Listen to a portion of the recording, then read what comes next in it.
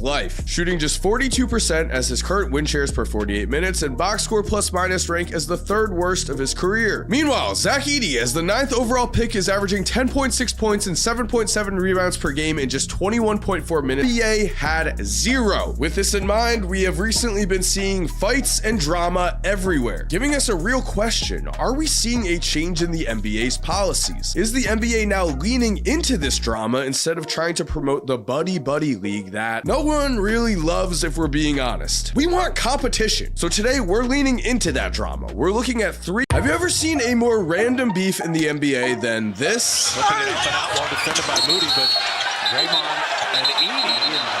There's a hard foul. You don't have Steph and you don't have Kuminga.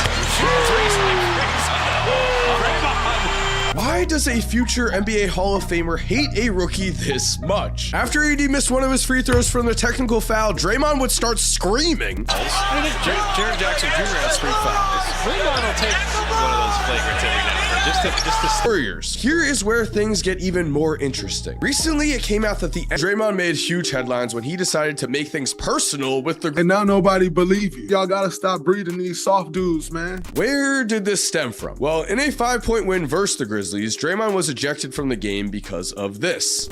Green falls down.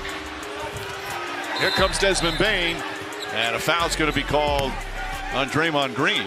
Was it on Green? Looks like it. He's headed toward the tunnel. The first tech came because of a trip, something Draymond is known for. Edey has taken exception to this, proving that he is anything but soft. And Edey and Green lock up. There was a physical battle in the prior possession, and Draymond Green has lost his mind. This is someone great for basketball. And then look at Klay Thompson and McDaniels. What is going on with that? Wow.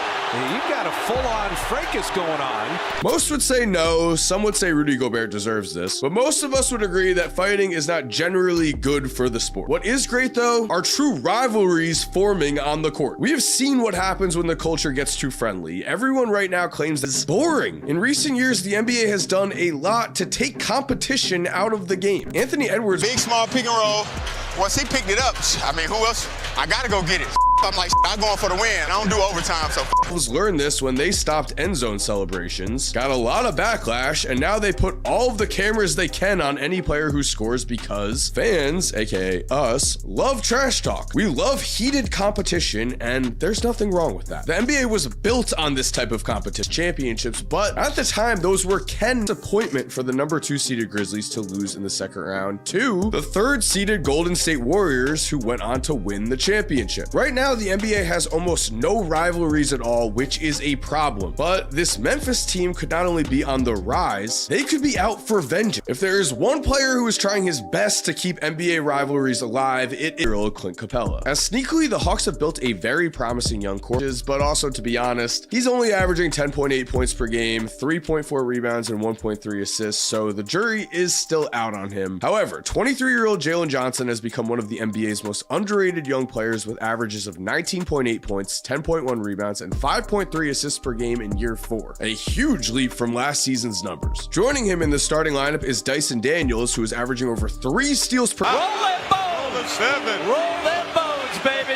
The Atlanta Hawks were not supposed to be good this year, but with Trae leading the way with 22.5 points and 12 assists per game, which is mind-boggling, and Trae Young is proving to be a worthy leader of a franchise. A lot of people have questioned Trae throughout the years. I'm on Team Trae, and I think we can all agree that we cannot question he is one of the game's biggest showmen. Let's flash back to Game 1 of the 2021 playoffs against the Knicks. Here is Young, finds his spot. Young on the floater, puts it in.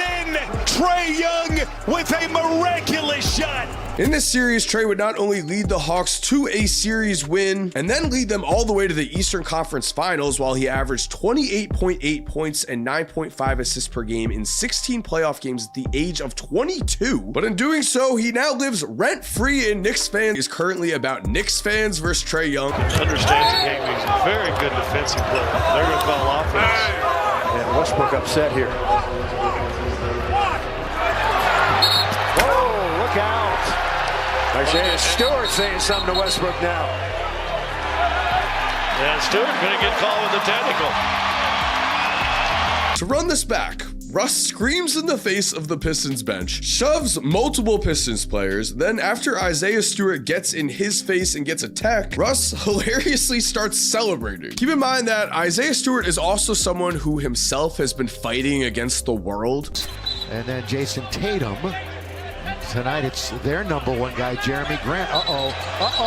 Stewart and LeBron. Stewart is hot.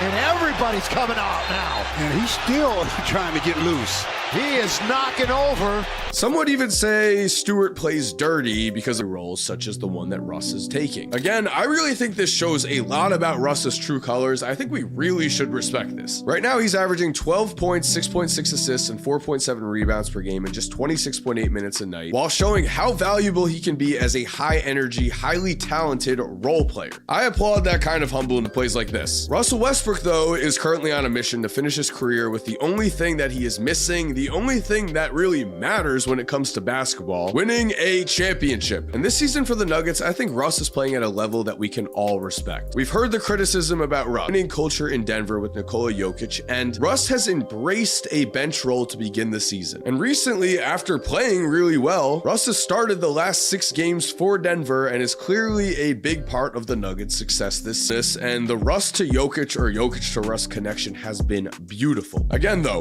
Russ has been on a mission to win and no one is safe. Last season with the Clippers, he took on Luka. Doncic fouled by Westbrook. Doncic upset, has something to say. Westbrook pushes him.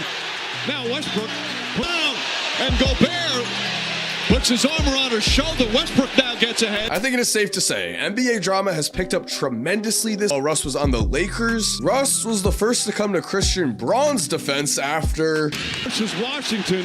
Westbrook upset. Doncic upset. The officials trying to separate him. this season.